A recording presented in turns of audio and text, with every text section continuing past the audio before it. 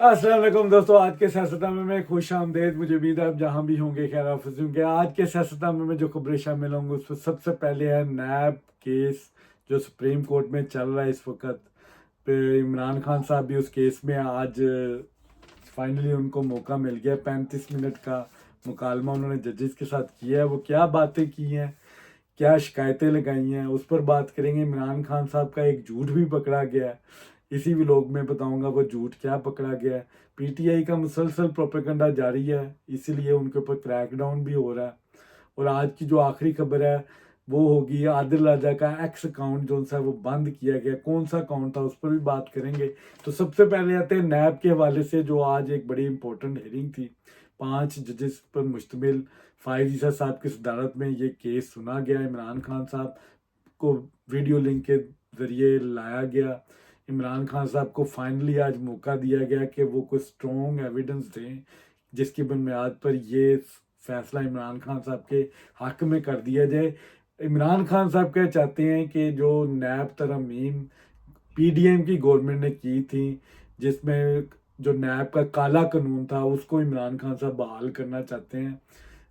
जबकि पीडीएम की गवर्नमेंट ने इसको ख़त्म किया है कि 90 दिन का रिमांड और कुछ चीज़ें उन्होंने एफआईए के अंडर की कि नैब जो है वो गैर कानूनी तौर पर हिरासत में रखता है, जिस पर आप रिमांड भी नहीं ले सकते 3 महीने तक, 90 दिन का।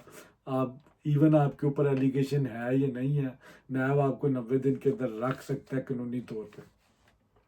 इमरान खान साहब को 5:25 पर मौका दिया गया कि वो कुछ लबकुशाई करें। और फिर सबसे पहले इमरान खान साहब ने ये जो शिकायत लगा दी, हालांकि सुप्रीम कोर्ट में इस तरह की शिकायतें कोई लगाता नहीं है इतने लाडला बन के, जिस तरह इमरान खान साहब ने शिकायत लगाई कि आपने पिछली हेयरिंग में जो रिमार्क्स दिए कि मैं को गैर जिम्मेदाराना शख्स हूँ। तो इस पर अदालत ने कहा कि आप हमारे जो इख्तलाफी नोट है उसको पढ़ें, हम इसका मजाज नहीं है कि हम यहाँ पे वजाहतें पेश करें। और फिर उसके बाद इमरान खान साहब को कहा कि आप केस के हवाले पर आए। 3 4 5 दफ़ा इमरान खान साहब डी ट्रैक हुए, जिस पे उन्होंने नैब को पहले तो तनकीद का निशाना बनाया, फिर करप्शन की बातें की, दुबई लीग का जिक्र किया, 7,000 अरब रुपया जो बाहर गरीब मुल्कों का पड़ा उसकी उन्होंने बात की। फिर शारफिया की जो अमीर लोग हैं उनकी उन्होंने बातें की कि ये पैसा बाहर ले जाते हैं और मुल्क का जो सा वो मिलियन का नुकसान हो रहा है। साथ अपना 426 अरब रुपए की रिकवरी की बात की उनके दौर में हुई है इमरान खान साहब ने। फिर उन्होंने अब 9 मई का भी जिक्र किया कि मेरे पे झूठे तोशा खाना का झूठा केस नैब के वाले से उन्होंने कहा मेरे पे बना 1 करोड़ 80 लाख की वो घड़ी थी जिसको अरबों में बताई गई और उसकी मालियत ज़्यादा लगवाई गई। इतने के तहफ़ नहीं थे जितनी मालियत लगवाई गई गैर कानूनी तौर पे, और मुझे फुली विक्टिमाइज किया जा रहा है। पहले तो अदालत ने वो तस्वीरें कुछ आज सोशल मीडिया पे आपने देखी होंगी, वो लीक हो गई है कि इमरान खान साहब की सेल की कंडीशन क्या है। जो इमरान खान साहब ने कल कहा था और मेहदी हसन साहब को कहा था मुझे कैद तन्हाई में रखा हुआ, तो हुकूमत ने कुछ पिक्चर्स लेके अदालत में आज जमा करवाई हैं और वो सोशल मीडिया पे वायरल है इस वक्त। उसमें एयर कूलर भी मौजूद है, उसमें कुछ किताबें भी दी गई हैं, why nations fail, Nelson Mandela की वॉक वॉक टू समथिंग एक बुक है, और इस तरह की इंफॉर्मेटिव इस्लामिक हिस्ट्री की बुक्स हैं वो भी मौजूद है वहाँ पे। एक कैबिनेट बड़ा है जहाँ पे वो इमरान खान साहब की मर्जी की बुक्स हैं। उधर साइकिल है एक्सरसाइज के लिए, एक चेयर दी हुई है, और उसके बाद स्ट्रेचिंग बैंड है, उसमें इमरान खान साहब को एयर फ्रेशनर दिया हुआ है, और कॉफ़ी, और उसके बाद काजू बादाम वाली अलहदा एक शेल्फ है, बेड है, और मतलब तमाम एक आसाइशें जो एक नॉर्मल दी जाती हैं। अब प्रॉब्लम यहाँ पे पता क्या है, इमरान खान साहब को अब मैरियट का होटल भी देंगे ना, और अगर इमरान खान साहब ये एतराज़ करें कि मेरे साथ बड़ी ज़्यादती हो रही है, मुझे जो कमरा दिया है उसमें तो वॉशरूम ही नहीं है, तो एलए यूथ मान लेगी और वो उस पर प्रोपेगंडा करेगी। आज प्रोपेगंडा हुआ है, फुल हुआ है। इमरान खान साहब को इससे आज से पहले 100 से ज़्यादा लोग इमरान खान साहब को मिल चुके हैं, उसमें उनके वकुला की टीमें हैं, इमरान खान साहब के अहले खाना है, बहनें हैं, बुशरा बीबी कितनी दफ़ा मुलाकातें कर चुकी हैं मीडिया से इनकी, फिर और जो पॉलिटिकल एक लीड है इनकी सारी, पार्लियामेंटेरियन, सेनेटर और केपी सीएम सारे जा जा के मिलते रहे। आज तक किसी ने इस पर कोई बात नहीं की कि इमरान खान साहब का बड़ा बुरा हाल है, कि इमरान खान साहब डेथ सेल में है, किसी ने कोई गिला नहीं किया। आज तस्वीरें हुकूमत ने खुद दी हैं, इनके गिले शुरू हो गए हैं और वही रंडी रोना शुरू हो गया कि इमरान खान साहब के साथ बड़ी ज्यादती हो रही है। उम्मत मुसलमा का लीडर एयर कूलर और इतनी तंग जगह पे रह रहा है, उसको वॉकिंग थ्रू एक सेल का पूरा एक एरिया वो सारा खाली है, वहाँ पे कोई और कैदी नहीं है क्योंकि इमरान खान साहब की सिक्योरिटी का मसला है। कितने मशक्क़ती दी गए हैं, उस पर भी हुकूमत को चाहिए थे रिपोर्ट जमा करवाते, और क्या मेन्यू दिया जाता है उस पर भी रिपोर्ट पहले भी आ चुकी है। 35 लाख का ये बंदा सिर्फ खाना खा गया 6 महीनों में, जिसमें देसी कुकर, देसी घी, पुट की बोटियां, मतलब ये मेन्यू होता था इमरान खान साहब का। और फिर भी ये रो रहे हैं कि उम्मत मुसलमान का लीडर इतनी बुरी हालत में है। अब आज सारे रो रहे हैं, वो तस्वीरें आ गई हैं इमरान खान साहब की सेल की। इमरान खान साहब को जजेस ने कहा कि हम क्रॉस चेक के लिए मजिस्ट्रेट भेजेंगे, तो हम क्रॉस चेक को कहते बिल्कुल करें, नवाज शरीफ के साथ मुआवजा करें कि उसको जो सहूलतें थी वो मुझे जो दी हैं वो बराबर हैं कि नहीं बराबर हैं। साइकिल आपने खुद मांगी है और बाकी फैसिलिटीज वहाँ पे आप जेल वाली फैसिलिटीज, ऑब्वियसली ये कोई 5 स्टार होटल तो नहीं है, लेकिन फिर भी बज़ाहिर लग रहा है आपको बाकी कैदियों की निस्बत ज़्यादा अच्छी सहूलियात दी गई हैं। आपको इस पर सब्र शुक्र करना चाहिए। नवाज शरीफ साहब की जो हालत थी, मैंने कोट लखपत जेल और डयाला जेल के उन स्टाफ मेंबर से मैंने खुद बातचीत की, उन्होंने बताया कि 2 हफ्ते तक नवाज शरीफ साहब को ज़मीन पे गद्दा भी नहीं दिया गया था, और उनको गर्मी लगती थी तो वो अपनी कमीज़ उतार लेते थे। ये हालत थी उनकी, और बाद में उनको दिल का आर्जा हुआ तो उनको ट्रीटमेंट भी, उनके स्टड्स वगैरह डले, तो फिर अदालत ने हुक्म दिया कि खुदा का खौफ करो, 3 दफ़ा का प्राइम मिनिस्टर है, उसको आप फैसिलिटी दें, और तब उनको एसी की सहूलत दी गई थी। और मेरी इतलात के मुताबिक आपको एयर कंडीशन की सहूलत मौजूद है आपके सेल में।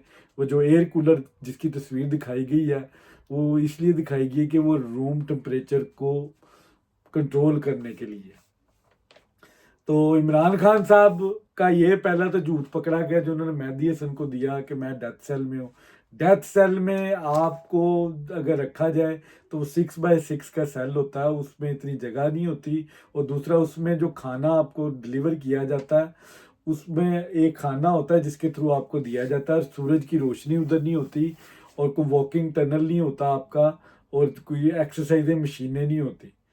तो बज़ाहिर तो लग रहा है इमरान खान साहब आपको फुल प्रोटोकॉल दिया गया है, मेन्यू आपका पहली बार आ चुका है, तो आप झूठ आज आपका एक तो ये पकड़ा गया।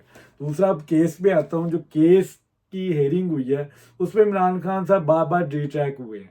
अपनी उन्होंने कोशिश की कि मैं को गर्दान चलाऊं, अदालत ने उनको बार बार कहा कि आप केस स्पेसिफिक रहें, केस पे बात करें, हमें कोई ऐसी ग्राउंड दे दें कि हम इस केस को आपके हक में कर दें। लेकिन इमरान खान साहब क्योंकि उम्मत मुसलमान के लीडर हैं, और ये एक अदालत ने एक अलहदा प्रेसिडेंट सेट कर दिए कि आपकी बड़ी फॉलोइंग है और आपके बड़े सपोर्टर हैं, आप एक बहुत अजीम लीडर हैं, आप एक जमात को रिप्रेजेंट करते हैं, मशवरे दे रही है अदालत कि आप डायलॉग करें और बाहर आके निकलें, पार्लियामेंट में आके कानून साजी करें। फ़रूक एच नाइक साहब कह रहे हैं कि हमने तो इनको दावत दी थी कि आए और हमारे साथ मुज़ाकरात करें, लेकिन इमरान खान साहब जो उनसे वो बज़िद हैं।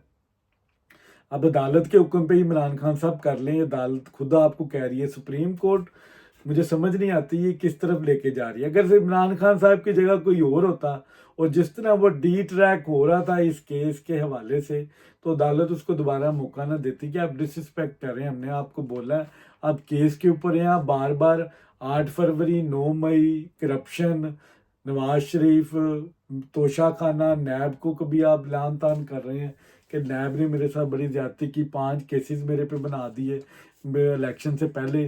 फिर आपने साइफर का जिक्र किया, अदालत ने फिर आपको टोका कि अब साइफर का केस हमारे पास आएगा, हम देख लेंगे तब। आप अभी इसके ऊपर रहे। इमरान खान साहब ने अपने दलाइल दिए, फजूल और घटिया दलाइल दिए, कोई उसमें उन्होंने पते की बात नहीं की। और उसके बाद अदालत ने उनको शटअप कॉल दी कि आपके दलाइल मुकम्मल होंगे, फैसला महफूज कर लिया। और अब हम जाने और हुकूमत जाने, हुकूमत को, नैब को पहले तो इमरान खान साहब कहते रहे, लान तान करते रहे, फिर उसी नैब के दरखास्त दी हुई है कि पुराना काला कानून बहाल कर दे। ये तजाद नहीं तो और क्या है, इमरान खान साहब की समझ नहीं आती। उसी नैब को क्रिटिसाइज भी किया जजेस के सामने कि उन्होंने मेरे पे झूठे केस बनाया है। उसी नैब के काले कानून को वो कह रहे हैं कि वो दोबारा बहाल करें। और ये जो बाहर करप्शन का पैसा 426 अरब की रिकवरी पे जस्टिस फाहिद ईसा साहब ने एमनेस्टी स्कीम का भी जिक्र किया जो इमरान खान साहब के दौर में आई थी। उस पर इमरान खान साहब मुस्कुराते रहे क्योंकि लीमा बाजी भी बैठी थी। आपको याद होगा इनकी दुबई में एक फ्लैट प्रॉपर्टी निकल आई थी और जनाब साकिब निसार ने कहा था कि आप इतना जुर्माना दे दें FBI को और उसके बाद आपकी प्रॉपर्टी क्लियर है।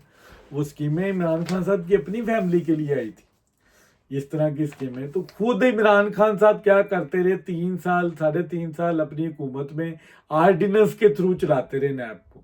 आज कहते हैं नैब को थर्ड एम्पायर लेके आता है, नैब पे हमारा कंट्रोल ही कोई नहीं था। आपने पूरी नैब को अपना पॉलिटिकल एक समझ ले विक्टिमाइजेशन के लिए यूज किया।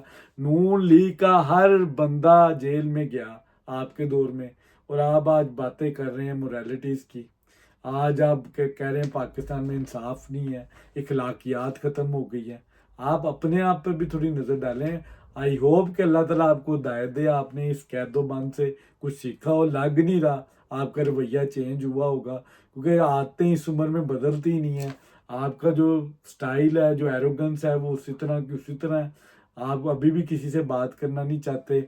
और PTI का जो मुसलसल प्रोपेगेंडा चल रहा है इस वक्त मुल्क में, इसीलिए अजहर अशवानी साहब जो इनके हैं ट्विटर हैंडलर, और जबरान जो अमेरिका में बैठा हुआ है, वो पूरी PTI को नहीं सुन रहा। आज पूरी PTI इसका वेट उठा नहीं सक रही। हसन राउत साहब इस वक्त लाजवाब हुए में कि मेरे पास कोई, मुझे पता ही नहीं कि कौन चलाता है। वो स्पीचलेस है। और वो पार्टी का स्पोक पर्सन है इमरान खान का। वो कहता है मुझे पता ही नहीं इमरान खान साहब का हैंडल चलाता कौन है। और वो मुसलसल चला रहे हैं और वो प्रोपेगेंडा कर रहे हैं। और वो मुझे MKM के वो याद आ गए, वो कुछ मिलिटेंट्स होते थे, वो MKM की खिदमत कमेटी की भी ठुकाई कर देते होते थे, जो उनकी कन्वीनियंस होते थे। और PTI का भी इस वक्त डिजिटल टेररिज्म इसी तरह चल रही है। ट्वीट वो कर रहे हैं, हवाइयाँ इनकी उड़ी हुई हैं कि वो तो खुद इनके लोग क्रिटिसाइज कर रहे हैं कि यार हम ये वेट नहीं उठा सकते। इमरान खान साहब जिस तरह इसको शिफ्ट करने की कोशिश कर रहे हैं प्रोपेगेंडा को, ये वेट हमसे नहीं उठाया जाएगा। हम तो यहाँ पे भुगतते रहेंगे। FIA कोई, ये मुल्क तोड़ने की आप बातें करें। महमूद रहमान कमीशन आज आपको याद आ गया। तो बहरहाल उसके ऊपर रियासत प्रोपेगेंडा करने वालों को ढूंढ रही है और PTI की चीखें निकल रही हैं। इसीलिए सनम जवेद जो इनकी पंजाब की लीडर है, जिसकी स्पेशलिटी ये है कि वो गालियां देती है, औरत हो के औरत की तजलील करती है। ये तरबियत इमरान खान साहब से उनको मिली है। और आलिया हमजा, उन दोनों को सरगोदा की जेल से रिहा किया गया, लेकिन फिर एक और मुकदमे में पकड़ लिए गए। गुजरांवाला की अब पुलिस की हिरासत में है। ये पूरे पंजाब का चक्कर लगा रही है। वो एक फिल्म आई थी, मैं पंजाब नहीं जाऊंगी, ये वो वाली फिल्म की मुझे लग रहा है कोई सेकंड पार्ट है कि मैं पंजाब से बाहर नहीं जाऊंगी। इस वक्त सनम जवेद को किसी और मुकदमे में पकड़ लेते हैं, उसकी भी छुट्टी नहीं है, क्योंकि वो कहती थी डर्टी हैरी बाहर आओ। उसके वो वीडियो आपने देखी होगी कि गालियां निकाल रही है और इमरान खान साहब को वापस लेके आओ, हम छोड़ेंगे नहीं। और एक और इनका एक टिकटॉकर था जो दाढ़ी रख के बाहर आया था, जो कहता था कि अब हमने छोड़ना नहीं है। ये इन्होंने रेड लाइन क्रॉस किया GHQ के बाहर जाएंगे। आजकल वो भी दाढ़ी रख के इंटरव्यू देता फिरता है सोशल मीडिया पे। तो मेरी गुजारिश है शाह जी से, पाक फौज से, ISPR से, कि इस तरह के करैक्टर्स को ना दोबारा जेलों में डालें। बाकायदा 85 लोगों की इन्होंने तस्वीरें डाली हैं, जिसमें आबाद वसीम है। आबाद इनका वो एक MPA का कैंडिडेट भी था, जो उस वक़्त GHQ के जो बाई स्टैचूज बने थे उनको जला रहा था, गाड़ियों के ऊपर छलांगे लगा रहा था। हसान न्याजी की भी तस्वीर लगाई है, जो पतलून लहरा रहा था कोर कमांडर की, और बाकायदा साइज़ बता रहा था दर्जी बन के, इसका साइज़ क्या है। तो इस तरह के लोग PTI आज ऑन कर रही है, उनको डिसऑन नहीं कर रही।